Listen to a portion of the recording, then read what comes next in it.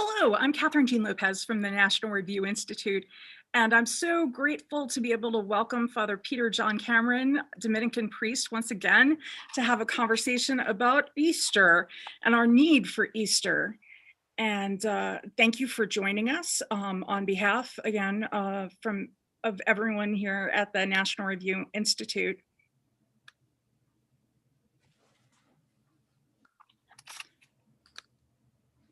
Hello, Kathryn Jean Lopez. Happy Easter. I fear for a moment I was in charge of video and that would never work well. We'd never see you. So thankfully I am not. Wonderful Miranda behind the scenes is. So happy Easter. Happy Easter to you.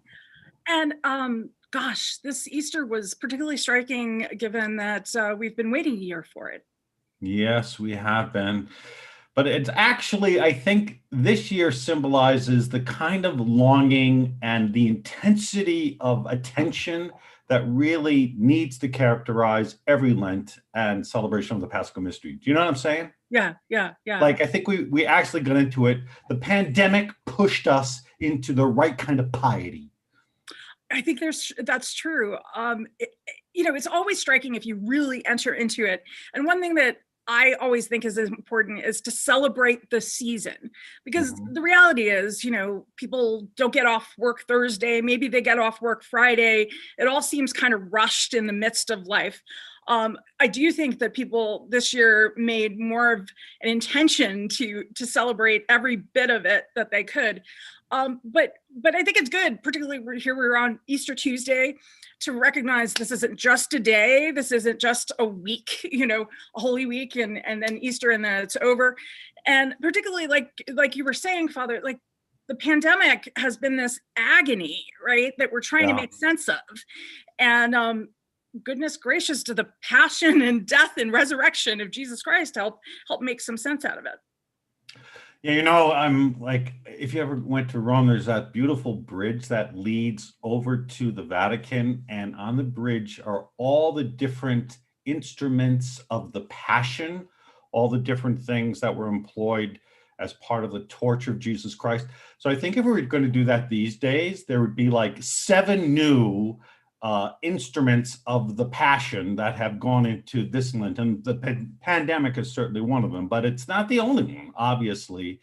So we've had to contend with so many different things, but the reality is that this is the whole reason why there is resurrection. No matter how bleak things get, no matter how dark, no matter how desolate, Jesus Christ is risen from the dead. He is truly risen. Alleluia.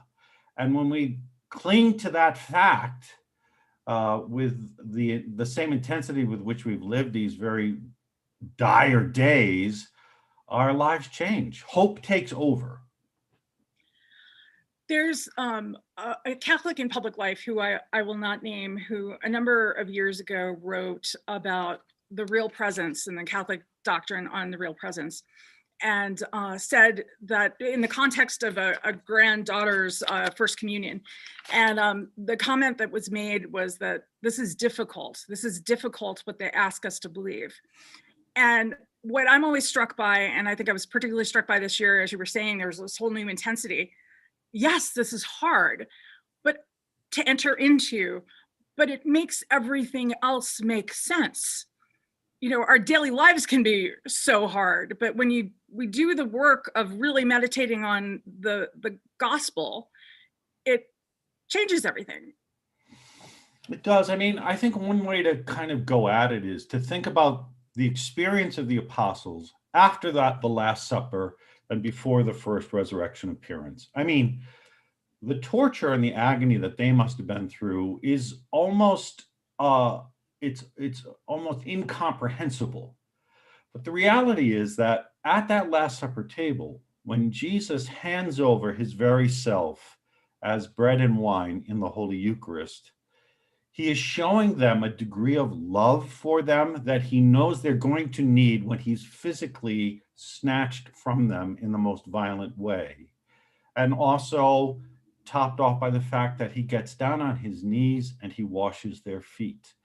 And so no matter how horrific their own personal experience of agony and anguish and of loss and of are things ever going to get better? Is this the way life is going to be? Was it all a waste of time, a total waste of time, the cruelest of all possible jokes? They had that experience of presence to carry them through, and it did. I mean, and that's why I think, for example, St. John, I mean, we had the beautiful gospel just the other Easter morning about the two apostles running to the tomb. And John is so prompt to believe. And that just didn't happen then. It's because he was living off of that mystery. So I don't think it's difficult. I think Jesus was giving his apostles, all of us disciples, exactly what we needed, the gift of presence that we knew in our hearts was the greatest reality, no matter how much the circumstances around were conspiring to take away our very hope. So for people who might be listening who are thinking, well, what if it is just a cruel joke? What if it doesn't get any better than this, you know? And goodness knows people have asked that question over the last year in a particular way. I've asked you this in other contexts before. What gives you the confidence that this is true? Because you didn't see him in the same way that St. John did. Yeah, it's true. I mean, well, may I have permission to answer it this way? What's the opposite of the resurrection, would you say? Death. Death. What else? Hell. Hell. I'm not giving the right answer. Give the right answer, Father. No, I mean, I think it's a bunch of things is what I'm saying. I gotcha. Yeah, I think it's a bunch of things. So it's certainly death, it's certainly hell. It's instead of an open tomb, it's living your life like you're closed and sealed inside a dark, dank, musty, lightless stone, cell. It is chaos. It's the abyss. It is fear. It is doubt. I wrote a bunch down. It's the triumph of evil. It's sin. It's squalor. It's fatalism. It's defeat. Okay. And even though the world is expert at piling those things on top of us, right, and no matter how successful it is and making like the perfect pile, does anybody ever at the end of it say, okay, you win. That is all there is? I think every human heart says, but there has to be something more than this. There has to be. And that's the flicker of I don't know, of infinite electricity in every human heart that makes us want to go and with John run to that tomb and look and beg for the something more. We're always looking, this is Father Giussani, we're always looking for something within the something. And we know it's real. We do know it's real. Even the most ardent atheist knows it's the most real thing. When they buy cars, they don't buy bad cars. They buy the best car they can find. Why? Well, why don't you buy a cheesy car? Why don't you buy a car with roll-up windows? Because I want the best. Well, why do you want the best? Because life is designed for the best, for the highest, for the greatest, for the highest good. And this is the very basis of morality. It's what it means to be human, to be certain that there is a greater good, a great good that defines and gives us the impetus for living. So what are we doing wrong as people, as a country, as a church, as a civilization, if people are killing themselves on unprecedented levels and thinking about it, and there's such depression and loneliness, and loneliness strikes me as the opposite of what the resurrection story is about. Yeah, one of the big outstanding aspects of the opposite of the resurrection is slavery. And people maybe unwittingly, but really opt for it instead of freedom. And the fact is that the resurrection is the rebirth of freedom. A freedom now that completely redefines the world. Pope Benedict XVI says, with the resurrection, now a new dimension is added to what it means to be alive in the world, to be human. But one of the key elements of freedom is that it has to be something that I surrender to, that I opt for, because God is never going to force himself on us. And so this requires mortification, which is a terrible thing to talk about during Easter, but it's a reality that I constantly have to be choosing Jesus Christ, because the resurrection is not abstract. Can I tell a little story? That's why you're here. Okay, thank you. I was giving a little retreat to a parish in a town in New Jersey many years ago, and it was an ethnic parish. So in the back of the parish there was an alcove that contained these life-size statues. It was quite wonderful.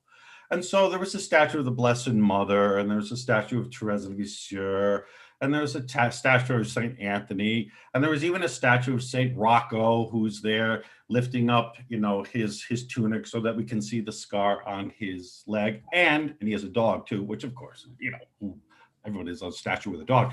And then there was a statue of Jesus in the resurrection, and in front of all the statues there were flowers and votive candles and little petitions and signs of love in front of each of the statues, except for the resurrection. And I'm looking at this and said, this is the only one that really matters. And, the other ones are kind of depending on this. Why? And I think the answer is because for many people, it's too abstract. Resurrection in general is too abstract. So it has to do with coming to know Jesus Christ personally, getting to know him and as friend to friend. And that is hard work, because it means I'm going to love him. I'm going to speak to him. I'm going to cede to his will.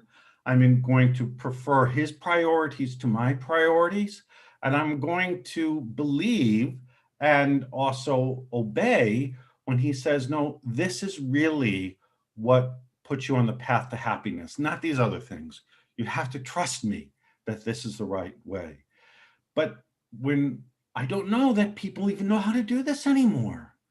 I mean, so much of the loneliness, we've talked about this before, is caused simply by the fact that people aren't doing what we can't do because of the pandemic. We can't look at each other face to face. And they don't have the experience of being gazed at by someone.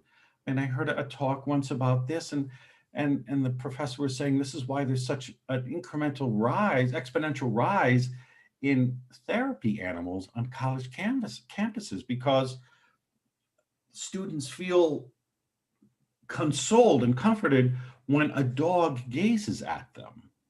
It somehow calms them down. It's like, well, if an animal, an irrational animal can do that, a non-rational animal can do that, imagine if a human being were to do that. But we're terrified to do that. And so I'm going back to the opposite of resurrection for a second. I remember the movies, what was it called? The Social Network, about the founding of Facebook. And at the very end, it's not on a phone, but he's on Facebook and he's just refreshing. And as you were talking about the gaze, I was realizing I, to this day, after a year of doing this, am looking in the wrong spot because I want to be looking at the human being I'm talking to, but I'm supposed to look at the camera. And that is something of the opposite of resurrection, being enslaved by these technologies. And then going on to freedom, this is the thing. Like, we don't believe that what you just described is freedom. All right. We have a mixed up version of what that is. We just think freedom is doing whatever I want to do whenever I want to do it, and no one can tell me one way or the other. But freedom has an end. Freedom is oriented.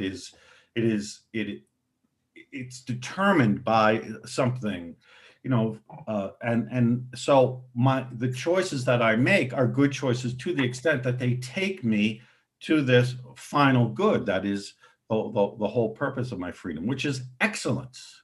I want to flourish as a human being. And freedom is the assurance that if I keep on the path, I will flourish and prosper and thrive as a human being, because all all these judgments and choices that I make are leading me to the ultimate happiness. But we think that flourishing is having our names in light, or having the right salary, or the right house, or the right. And that's why we need to have a church, because St. Thomas Aquinas says this, and Bishop Robert Barron repeats it in his Catholicism series. When we come face to face with the void, with the abyss, and this is the opposite of resurrection. So the empty tomb looks like an abyss, except for people that know Jesus Christ. And for us, it's a spectacular sign of possibility and hope. If that can change, then everything can change. The defects in my personality, my sins, my inability to be kind to people, everything can change because of that empty tomb, which now basically is just a linen closet. But for anybody else, the tomb reminds them of the void, the abyss that they are. And as they look into it, they see the darkness of it. They're not thinking about the stone rolled away. They're just thinking, yeah, that reminds me of the utterly cold, dank, stone-like emptiness that is my life. And so there has to be someone that comes, and so when we face the abyss, there are only four possible things that we can take recourse in to attempt to find an antidote for the void, and that is possession, pleasure, power, and popularity. And so we're experts at going after those things, especially in this country, it seems to me. But the reality is, once we have all the pleasure and all the possessions and all the power and all the fame and prestige we could possibly want, we're still left cold. We're emptier than we were when we began. And not only are we living in the abyss, but we feel utterly abysmal. And that's why there has to be somebody, a Christian witness, who comes before you and says, there's something better. You know what I mean? Yeah. And isn't it our responsibility? Like, you talk about why we need a church. We're all, if we're Christians, we're baptized Christians, we're members of that church. And so then it's our responsibility to live this. So to figure out how to live this with God's grace, right? Because I mean, we owe, it's the command, right, from Jesus Christ, and we owe it to our neighbors, right? Absolutely. I remember a story that was told by Monsignor Lorenzo Albacete, God be good to him. He was an awesome priest and preacher and a friend. And he tells a story about a missionary priest who was sent by himself to Kazakhstan. So this is a society that was communistic. So the people were atheistic, or actually openly hostile towards God, or had no conception of God. They certainly had no conception of the church and no experience of Christianity to speak of. Okay, so this priest gets there, and it's getting close to Easter time. So he has to tell them about Easter. Okay, so Father Monsignor Lorenzo says, okay, how do you teach people that have grown up in the most sort of hardcore atheism and communism about the resurrection?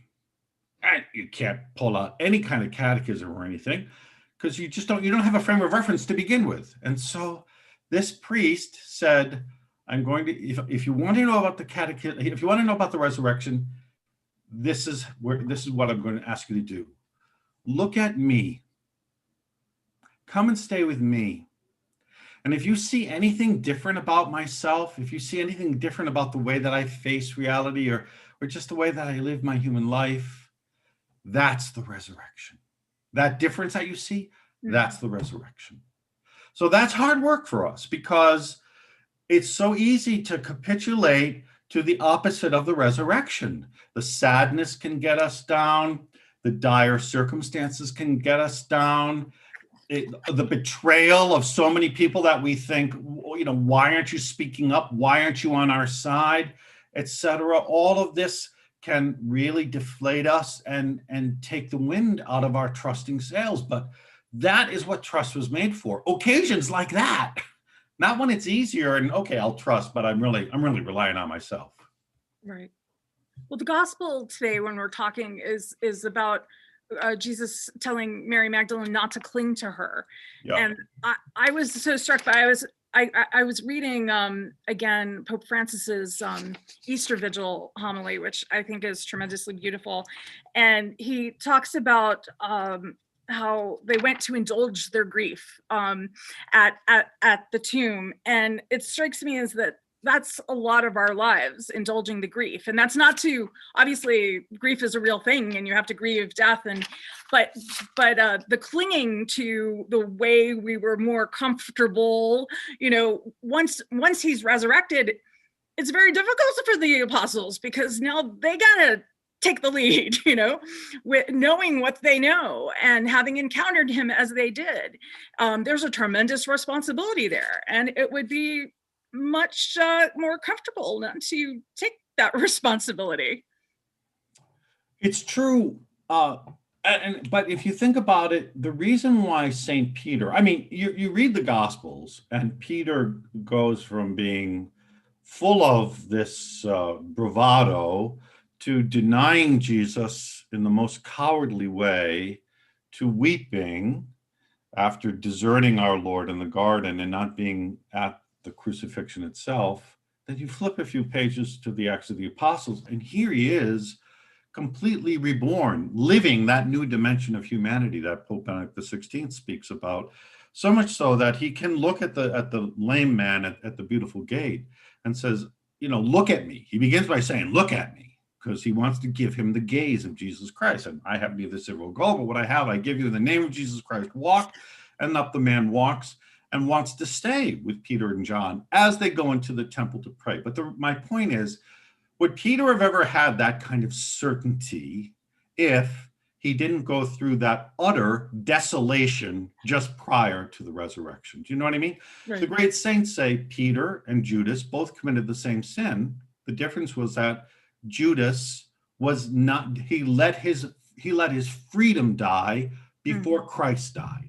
And therefore he forgot that mercy was still wooing him, especially at that moment.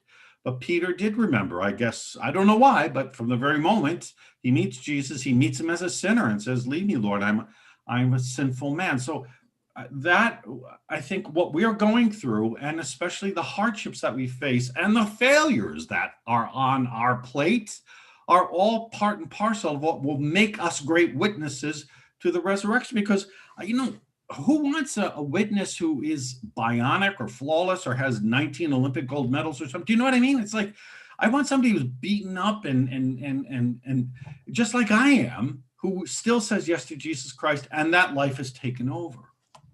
And again, in the example of Peter, like, he didn't always, he didn't always get it right, and which is an awesome reality for those of us who don't always get it right. And I was thinking about this last week, a year ago, how many of us asked, how long will this last? Will this ever end? I mean, I remember thinking, am I ever going to go to mass again? And there is something to be said for having to go through that. That's true. Oh, it really is. I mean, even in February, when we celebrate the chair of St. Peter. So this is the teaching authority of the Vicar of Christ, of the Pope, but which is so awesome and crucial. And what is really at the heart of it is the unity that is the hallmark of the resurrection in the church.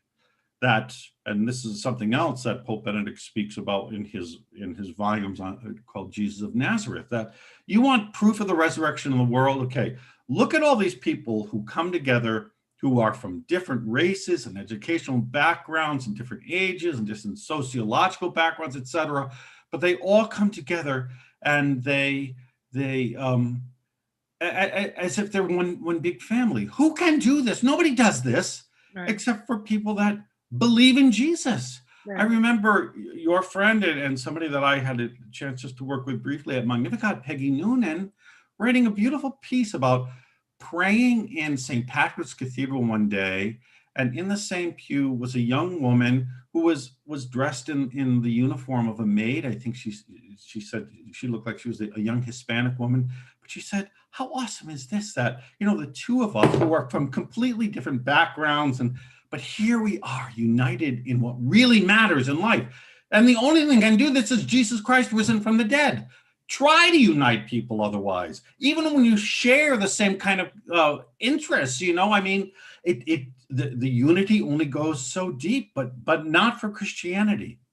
It is the bond like no other bond. But so Saint Peter, when we celebrate the chair of Saint Peter, if you think about it, the first chair of Saint Peter was that seat he took by the fire when he denied knowing Jesus Christ. That's where it all began. That's where he realized, no, this man is real. He is the Son of God, and as weak and as powerless and as defective as I am, he has set me apart, and I have to witness to him. I have to be true to the truth of this man. And isn't that a reminder? I am not sweeping away any or making excuses for any crimes or evils in the church. But sometimes we can get into this mode of complaining and coming up with a litany of reasons why, I'm not going to do this or that, or be courageous, or tell the truth, or because the bishop won't do it, because all these people, all these things. The fact of the matter is that we're only responsible for our choices and our response to the call of Christ. And yeah, we spend a lot of time making excuses. I fear sometimes. I certainly do. I think you completely nail it in saying that, because when push comes to shove, it has to be about. I mean, when I come before the Lord for judgment, He's going to base it on my response to the hungry and the poor and the naked and the imprisoned and those who are strangers and those who are, and so it has to start there. And it's Pope St. John Paul II was great for talking about changing culture, and I completely believe that. But it begins with the way that I live in this culture, the values that I first of all that I espouse, but also that I radiate to other people. That's how the culture begins to change. It could be something as simple as going out to dinner and just making the sign of cross and saying grace before we eat. I mean, this can have an incredible impact on people, and that's how things begin to change. But yes, right, we can. The woe is me sort of mentality is very easy to lapse into, but and it can give me the sense that somehow I don't have any responsibility, but I do. No matter what else other people are doing, that I can't have any control of them, I do have a responsibility for changing things. And what you say about the personal, what you're radiating to people is, I think, so increasingly is the wrong word, but as far as our lives go, things look darker and darker every day. Some of the issues, that foundational issues that people are questioning, but we speak the truth in love, but it's not our responsibility to be savior. We tell the truth, we give the example that we need to give, we teach the truth to a new generation, but it's that the faithfulness that we're called to, not saving everything, and even not to make the judgments. Do you know what I mean? Yeah. I constantly go back to the great Jesuit martyr saints of this country, Ignatius of Jean de Brebeuf and Isaac Jogues and their companions. I mean, they suffered just mind-blowing rigors and tortures and deprivations, etc., which are, you can't even speak about them. They're so horrific. But I think in some ways, the ordeal that most crushed them was the fact that they were tremendously successful in converting these native people to the point that they became eloquent in expressing their desire to live their new Christianity, etc. And Isaac Jogues and Jean de Brebeuf saw these new converts be the first to be killed in skirmishes. And they must have, it just must have been such an incredible wound to their soul to say, God, why would you let me come here and finally have success and then immediately take them away? But I think it's because we need them now, we need them now. We need their witness now, because what we're facing is it's just a maelstrom. Mm-hmm. And to see that kind of heroic living of the faith when everything is just at peril, we know that it's possible because they did it. And Isaac Jogues, of course, the Mass was so essential to his life as a priest, as a Christian, that he asked for special permission after his hands were mutilated to be able to celebrate the Mass. Yes. And was granted it because people were just, again, blown away by the ardor and by the missionary spirit of this man who escaped to France, back home, and then couldn't bear it because he knew that he had more work to do, and the job wasn't over yet, and even the Pope knew it. And so the Pope gave him permission to, and I don't know anybody else that ever got that permission. Maybe they're out there, but that's the resurrection. To come back after his body was so mutilated, for the love of Christ and his people. I'm looking for a quotation for you in Bernanos. Do you like Bernanos? I do.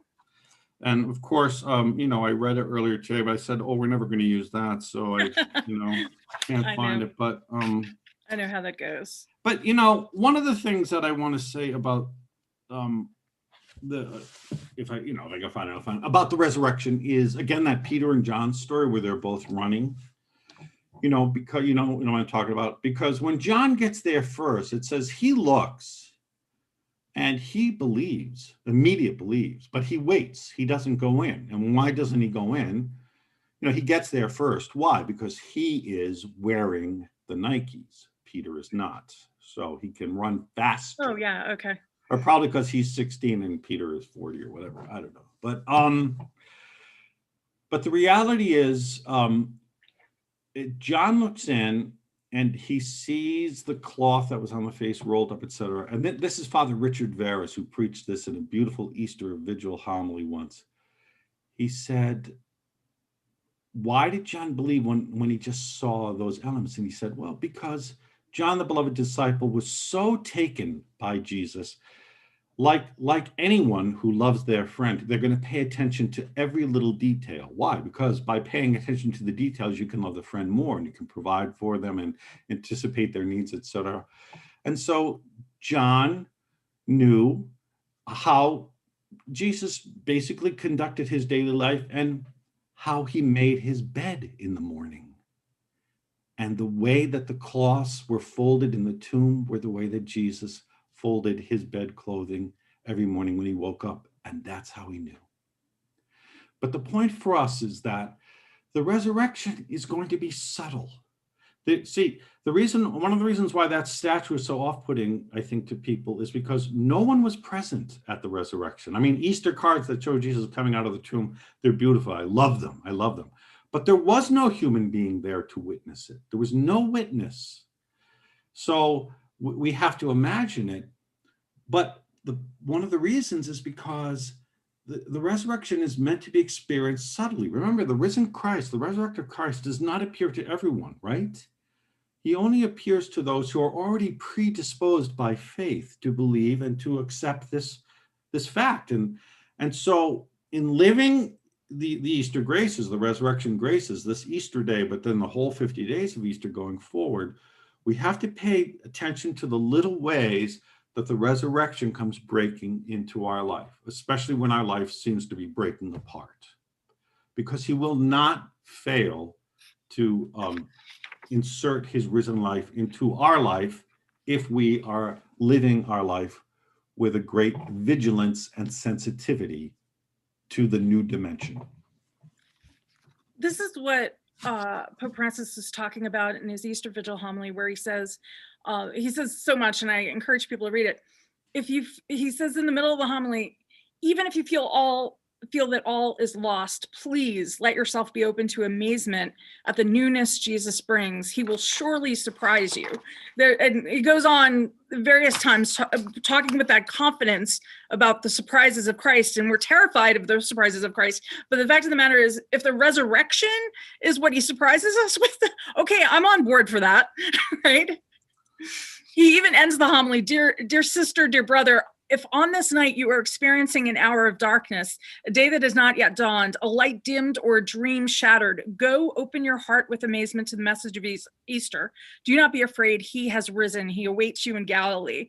Your expectations will not remain unfulfilled. Your tears will be dried. Your fears will be replaced by hope. For the Lord always goes ahead of you. He always walks before you. And with him, life always begins anew. This is so beautiful, and it's true. I mean, if you look at all the different resurrection accounts, again, it's like the two disciples on the road to Emmaus, and Jesus just joins them. He doesn't foist himself on them. He kind of woos them out of the discouragement to which they have already succumbed. I mean, they've been living at this high pitch of holiness, and then they just go, cascading into this cataclysm of just desolation. And so Christ comes, but very, very gently and very tenderly, and just reminds them so that once again their mind is put in a place that their freedom is set free. And then they beg him, stay with us. Well, the whole reason Jesus goes is because he wants to say that to us. Stay with us. And it's the very same thing that he says to Zacchaeus in that same Gospel of Luke, I mean to stay with you. So all of these resurrection accounts where he's passing through doors that are locked, and he's beckoning people to put their hands in his wounds, everything is ordered to defeat our fear. He comes in the most human of ways. So he just begs us to live our humanity. And whatever it is that we're at, if it's fear, if it's doubt, if it's anger, if it's complete desolation, that is what the resurrected Christ begs us to give him as a gift right now. Because he'll come into that. That's the tomb that he wants to burst out of. So if I had $1 for every person who told me in the last year that they're fallen away Catholic, heck, maybe even the last month, the National Review Institute would never have to raise money again. The Dominicans of the province of St. Joseph would never have to raise money again. And also, there's this increasing population of people who, especially young people, but not only young people, who have no affiliation, don't need established religion. They say, what's your pitch for the Catholics coming home and for the unaffiliated to find a home in the Judeo-Christian tradition? I think it's always important to start from the perspective of happiness. And it might not be a speech, it might be just really good Chinese food. You know what I mean? Like, just go out, because Chinese food, this Father Romano Cesario taught me this, it's meant to be shared, So you have to share it. And when you share it, then you start to share yourself. And that's the whole essence of communication. Communication is not about an exchange of ideas. It's about me giving myself to you and you giving yourself to me. That's why when we receive Holy Communion, the act of it is called communication. You communicate the host. Because then walls come down, and then we have a sense that, there is another dimension to life that I haven't found yet, because it's not meant to be found in this world except through the inbreaking of the other world, heaven into this world, which is what the resurrection is all about. And so just starting from that, are you happy? What level of happiness are you at? Let's say it's a 6. You think there's anything we can do to move it to a 7? I bet there is. And he has a name, and I met him, and his name is Jesus Christ. And I want you to meet him too, whatever it might be. I mean, one of my favorite poems is a poem by Zbigniew Herbert called A Life, which is about a guy who was utterly miserable, who grew up in communist Poland, who doesn't like anything in life. He works as a clerk his whole day, he gets on a tram, he comes home. There's nothing about his life that is enjoyable. He's never really had a happy day in his life. Even when people tell him to read good books, he reads them, they don't really change his life. There's only one thing he likes, and that's books about bees. He likes bees. Well, you know what? In the Exalted, we sing about bees. That's right. The great hymn that opens the Easter Vigil. And then it talks about mother bees making the wax. And this is something else that Pope Benedict speaks about in one of his homilies.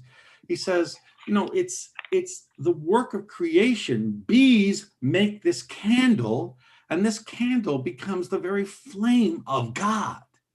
And that's what we want to do out of the life of all of these people who are fallen away, but still looking for something. God can take whatever it is and recreate that so that it is aflame with the very life of Jesus Christ, if you let him. And that's why friendship is crucial, because we have to witness to others that there is a different humanity about in the world that's not based on pleasure, possessions, power, or popularity, but it's based on loving this man as a friend who is calling us to a degree, a passion of living and a possibility of living that has no bounds and sets us just on fire with hope. We only have a few minutes left, so I just want to invite people to, in the chat box, and ask any questions in these few minutes that we have. John Paul II said, "The gospel above all else is the joy of creation." God, who in creating saw that his creation was good, is the source of joy for all his creatures and above all for humankind. Why, if we can see God in creation, why do we need the church? Why do we need the sacraments? Because of course that's part of the litany of reasons that people have not to actually go to the Catholic Church. Because the whole point of creation is union with God, and that's not possible unless God comes to us and invites us away from our sin. Because yes, creation is beautiful, but we know from Adam and Eve, who lived in paradise, made a big mess of it. And the one thing they did is they forfeited their very friendship with God, trying to be like God themselves. And this is always going to be the struggle.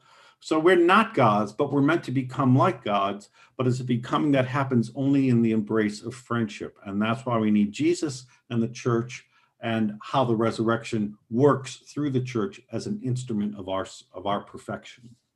And we've both experienced the joy of and the reality of sanctifying grace in the sacraments. It's real. Yes. Can't imagine life without it. Lived life without it a little bit last year, and do not want to do that again. And we have to keep in mind that the sacraments all flow from the crucifixion. So the open side of Christ, the water pours forth. That's baptism. The blood pours forth. That's the Eucharist. Everything is caught up in that saving action. It's not, the sacraments are not an add-on. It's the mystery is all one. And that's why we put crucifixes on our walls and why we celebrate Easter with this tremendous solemnity, because these are saving events that never end. And unless we enter into those events, and that's why prayer is so important, because that's how we enter in, and worship and liturgy, then the other events that come and kind of buffet us will take over. One of the great gratitude moments about Easter is remembering the people in my life who have helped me really know Jesus Christ. And Father Romanus, for both of us, has been one of those people, Father Romanus Cesare. But I have to say, when you said the Chinese food, he taught me the same lesson about the communion and learning about the Trinity over nachos. Oh, awesome. So yeah, it's an ecumenical kind of food experience. Can't wait to have some. Any last words for people who maybe are feeling like, okay, we're a couple days in already and I've already missed Easter, things are so busy, and how do you begin anew right now? Just say to the risen Jesus, I trust in you. We're going to come up to Divine Mercy Sunday. You just say, I trust in you. I believe in you. What you did in the cross, you did not do in vain, because I need that mercy. I don't deserve it, but I know that you burst out of that tomb for me. So come and get me. And I worry sometimes that people think that divine mercy is just something for pious people. No, it's for sinners. We it's all about forgiveness and all about our need for Christ, as you say, trusting him. Yes. And I found the quote from Bernanos. You want it? Yes. The body of the church is never more wretched than at the very moment when the spirit is about to triumph. Oh, wow. Okay, that gives me some hope. Me too. Thank you for finding the quote, Father. Thank you for letting me find it. Father Peter John Cameron, OP, thank you so much. And next time we do one of these things, you're going to explain, no, do it right now. Why Peter John? Oh, because of Peter and John in the Acts of the Apostles. But you had to do both of them. Yeah, I had both names. I had Peter as my first name, John as my middle name, and then I had to find a religious name. And I was in college and I was studying for an exam and I was doing what college students do. They procrastinate. So what did I do to procrastinate? I was reading the Summa Theologica and there was an article in there about which apostle did Jesus love more, Peter or John. And so when we go back and forth, he says, no, it must be Peter, must be John, must be Peter, must be John. And then St. Thomas says, I can't really decide. So I thought, oh, I am taking both of those names. That's like the best procrastination story. And thank you for telling it so quickly because we are out of time. All right. Happy Easter once again. Happy Remember, Easter. it's a season. So He is truly risen. Alleluia. Alleluia. Thank you, Father Peter John Cameron. Thank you, everyone, for joining us. This event was hosted by the National Review Institute Center for Religion, Culture, and Civil Society, where I'm a senior fellow. Really grateful to the National Review Institute. One of its pillars is faith. It's a think tank that was founded in 1991 by William F. Buckley to advance the principles championed by the magazine National Review and to support the magazine and those ideas. So keep watching out for new events and programming and of course our magazine. And thank you again to Father Peter John Cameron for joining us to talk about Easter.